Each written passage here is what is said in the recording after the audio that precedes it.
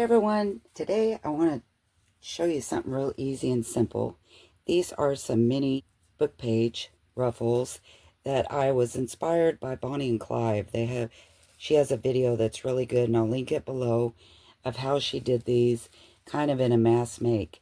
And of course, you know, I love to watch other people's things to get inspiration, and these are just great. I mean, look, they're great for pockets, tabs on tags, anything. And I've done some, I'd like to make little things to give away in my Etsy orders. And these work out great because you can make them neutral colors, you know, to go with pretty much anything. They just add a little something to your tags. I think they're so cute.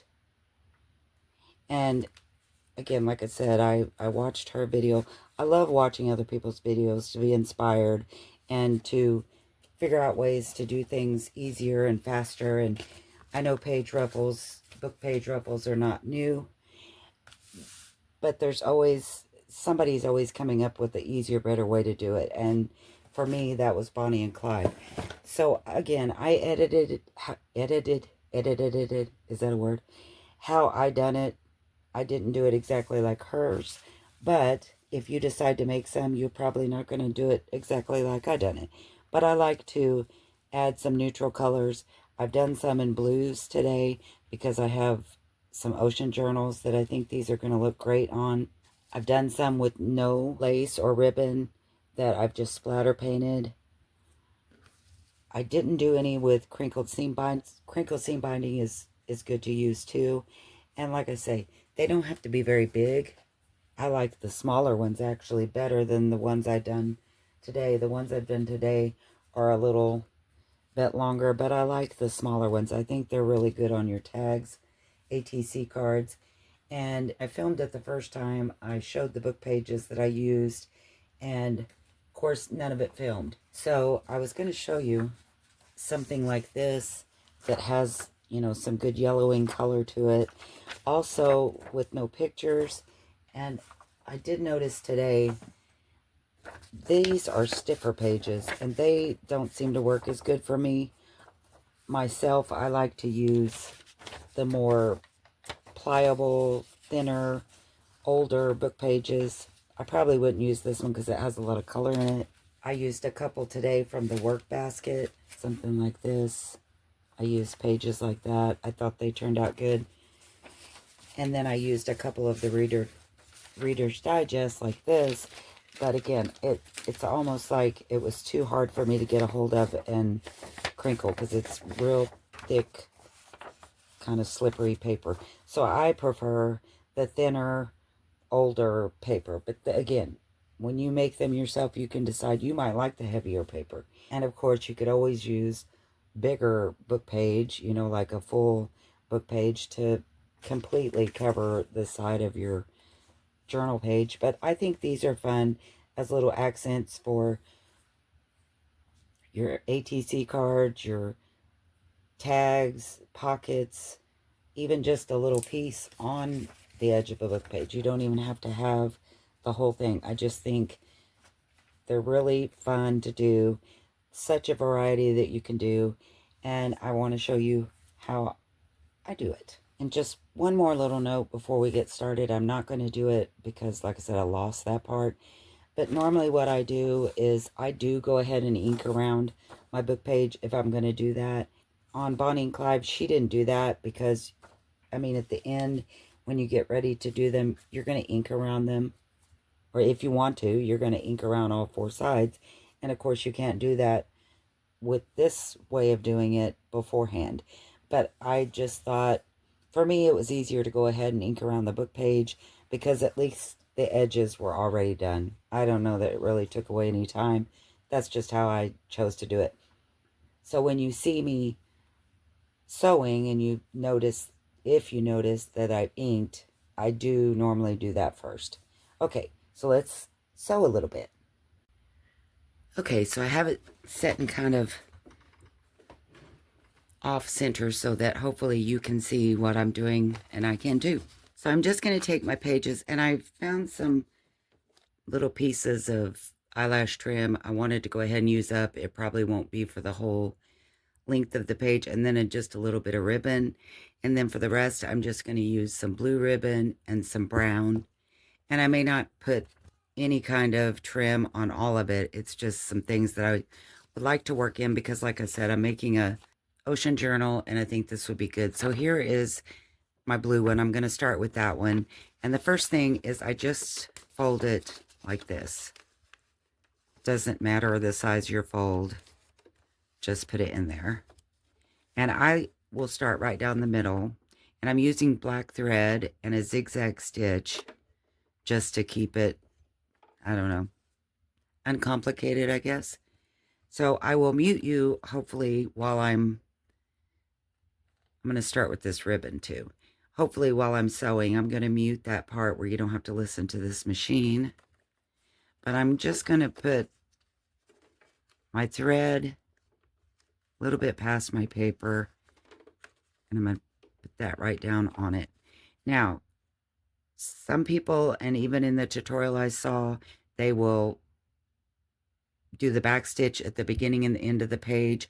I don't do that because I know it's going to be glued down and I don't think it's necessary. But again, that's always something you can do if you like to make sure.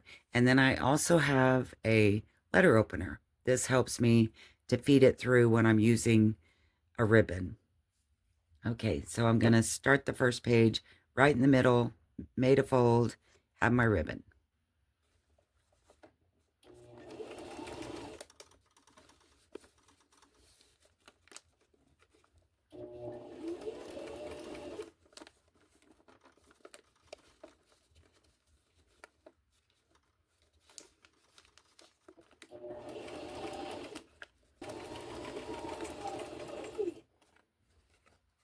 Okay, and I still have this piece left. I'm just going to trim it off because this is kind of a soft ribbon and it acts like it wants to get hung up. So I'm not going to use that on. Plus, that's the only piece that I had and was going to use. So instead of cutting it, I'm just going to run some more thread through like so.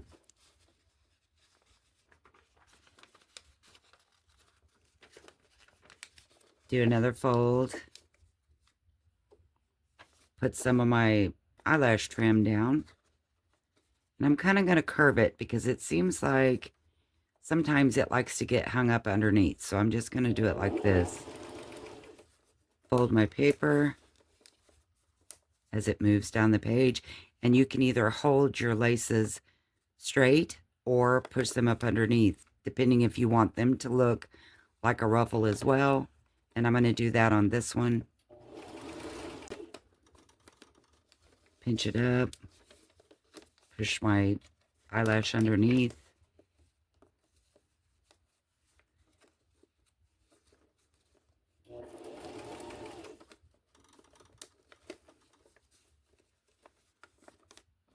This is where the letter opener comes in handy. Just make sure that you move it out of the way before you, of course, get to your letter opener. I'm going to fold it again. And I think I'm going to use some of this blue ribbon. And I don't really know how much I want. So I'm just going to leave it attached to the end. Put it on. And when I get to the bottom of my page, then I will cut it. And you might want to run your little ribbon where it's past where your needle is going to go down because it can get caught in the bottom, like where your bobbin is, in that underneath.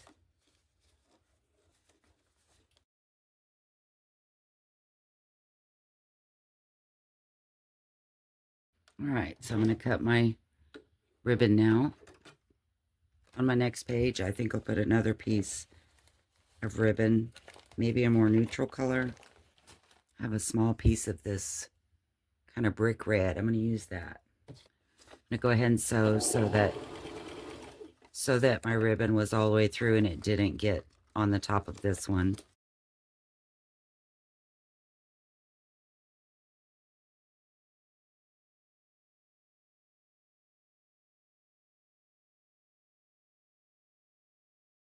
Now at this point, I'm going to go ahead because I've done all of my pages, and you see they're all, sorry, I mean hit the, and you see they're all still attached.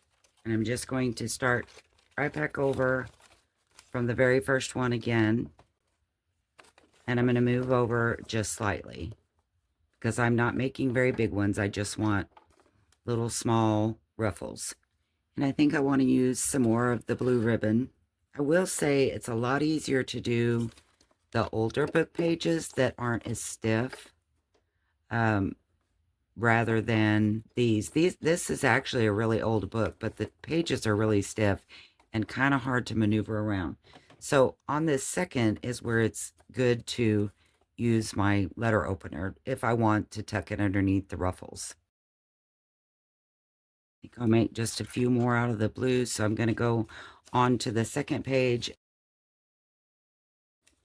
And this one I'm going to use the blue ribbon, but I'm going to keep my ribbon straight versus looping it up just to show you the difference in the look. I think I'll use some brown.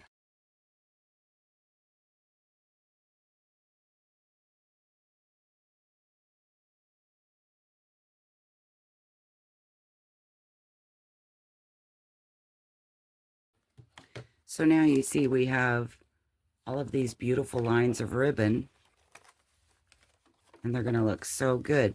The only thing, another thing that you need to watch is that's going through the way that it's folded. It kind of catches on my plate here, so I would say to kind of watch for that. It tends to want to hang up a little bit. Nothing terrible. So on this side over here, I think I'm just going to change my stitch just to give it a different look, and I'm not going to use any ribbon.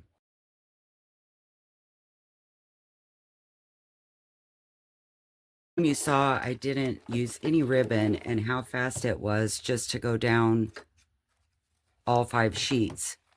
So, you know, again, the ribbon does take a little bit of extra time. I'm going to do another row. There'll be skinny ones, but I think I'll do another row just on the edge because some of these don't have a lot of writing on the outside. So I think I'll go down the edge just one more time, and maybe with the straight stitch just to give it some kind of decoration since there's not much happening over there on the edge.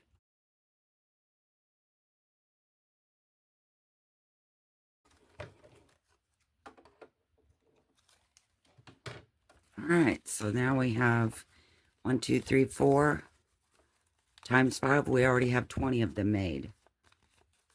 Okay, so I think on the last couple rows, I'm going to do some more of the ribbon, and then we'll work on cutting them. Now I'm going to use some sari silk, and I'm just going to push it underneath there because I want it to look really bunched up. And I'm just going to keep pushing it under there. It's not going under the book page. I'm just crumpling it up. And I don't care if it's even. I just want a messy, scrunched up look. So I'm just kind of pushing it as much as I can underneath.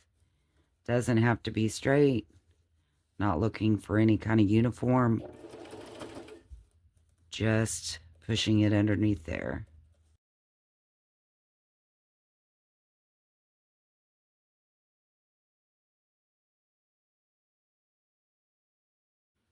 Okay, so here are my sewn pieces. Use some different ribbons and sari silks. Crinkled seam binding would have been really fun. That works really good too. So now the easy steps. I just take my scissors and cut all along. You know, you're just separating the pages now. And of course I'm doing it with my Medela scissors. Okay, let's try this. Yeah, look at that. That works.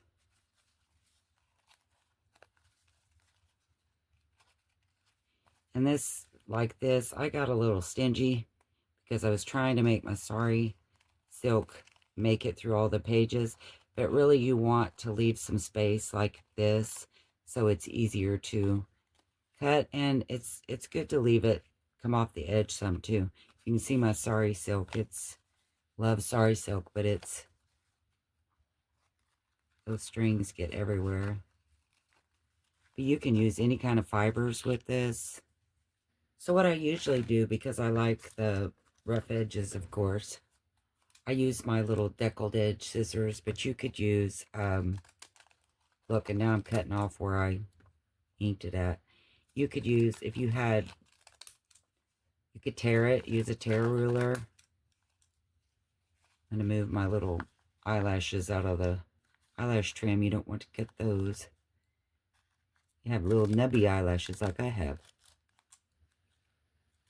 It looks like they're really close together, but once you cut them, it's really not. Plus which, a lot of times when you, I'm just trying to get my scissors underneath where I don't cut my fabric. A lot of times, something like this, you'd like it to go over the edge, you know? It would be fine if it went over the edge. And actually, so I don't cut this, I think I'm going to tear this one. Just like that. Because I did make them close. See, and that looks pretty because it goes over the edge. And these won't even need to be inked because they're so close that you wouldn't be able to see it. So you can just tear them, obviously.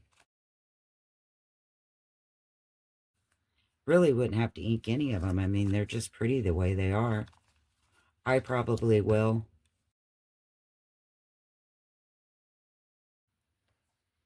Not pretty one. So I'm going to go ahead and cut the rest of these, and then we'll come back and I'll show you a few things I like to do. Okay, so I've got them all cut apart. On the ones that don't have any, you know, really anything spectacular, I like to ink those on the ruffles. So I usually do that with one of the brushes. It seems like it gets in the ruffles a little better, a little easier too. So I just kind of go backwards. And it gets all those ruffles. And it doesn't have to be perfect. You can do it on the back side too if you want, because if you're putting it on the edge of a page, you might see it somewhat. And I also do some more inking. Another fun thing that I like to do is I splatter some, you know, with different colors of distress inks or whatever. But so that's what I'll do on the ones that don't have any ribbon. I'll just ink and maybe do some splattering. And then on the ones that do have ribbon, if there's a lot of book page, I'll usually go ahead and ink as well, especially on the edge. Maybe a little bit, get a little bit by it, like that. Like this one doesn't have anything really on it. There's hardly any words. So probably we'll splatter this one. Let's just do one for fun and add a little color to it. I just grabbed some bundled sage, weathered wood, and antique linen. I know these are don't have a lot of color, but again, I'm trying to keep them neutral. I feel like I'll probably send some of them as happy mail, so I don't really want to have a lot of color. So I'm just going to click some of that.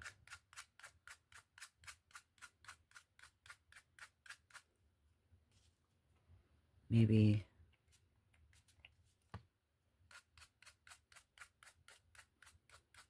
I don't know if you can see it.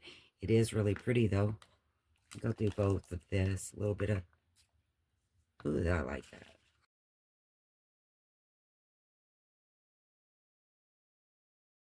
So I'm not sure if you can see it really well, but I've added some color to it. And again, at the same time, kept it neutral. I think this one I'm going to just try smushing it. Ooh, that's pretty. The two colors together are pretty. Something like that. And then just let them dry. And if you want, you could even do some number stamping on them, or, you know, just where pieces of it were showing. But I think I'm going to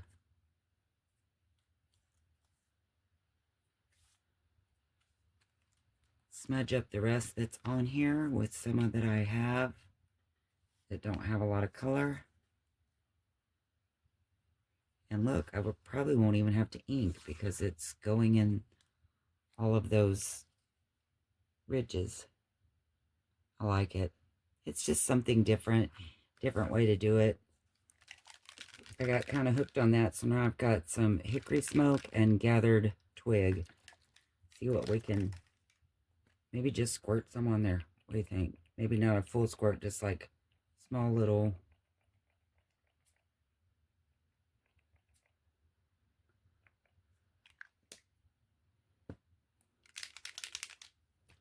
Small little pumps of it.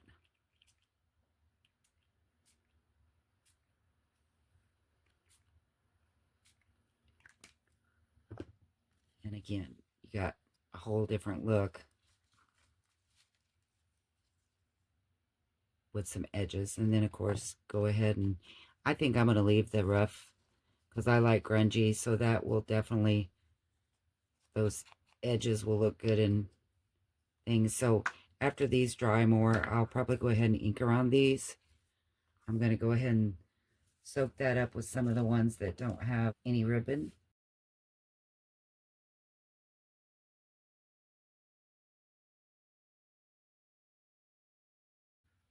Just gives it a little bit more dimension, a little bit of texture, and you don't really look just like that. Gives it a little bit of grunge just by having that sprayed on there. Okay, so I've inked and splattered and done some grinding up at the sides. I think I might do some of these in blue with the blue ribbon. That would look nice.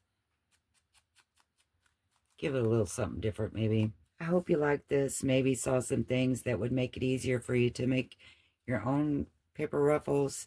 And again, you can, the smaller the book page, the cuter they're going to be. These were kind of on the long side, but you can certainly scrunch them up more and wrinkle them up more to make them smaller. Thanks for watching, guys. I'll see you next time. Bye.